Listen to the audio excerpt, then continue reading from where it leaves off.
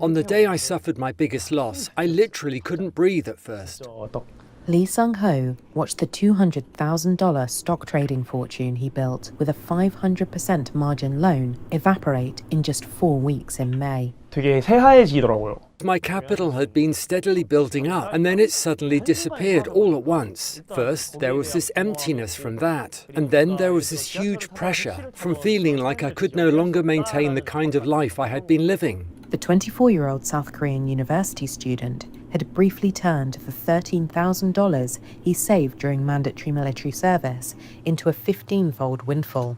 It all came from tapping a button on his trading app that instantly unlocked 5 times leverage. Margin trading isn't something that requires 100% collateral anymore here. It's basically something you can do with just one click. So for domestic investors, honestly, if you want to make high returns at a young age, leverage feels like a pretty reasonable method.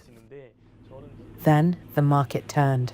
Violent swings in South Korean stocks triggered a cascade of forced liquidations by his brokerage, wiping out the gains.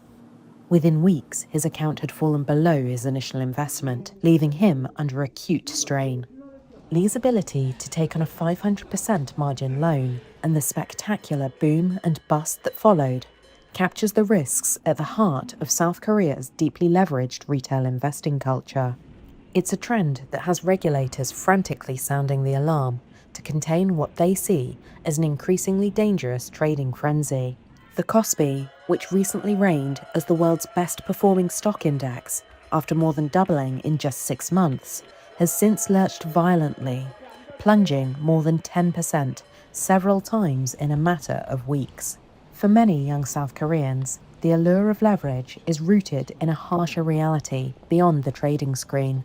With Seoul apartment prices averaging about 14 years' worth of salary, young graduates feel locked out of traditional wealth accumulation, leaving the high-leverage stock app as one of the few markets they feel they can enter.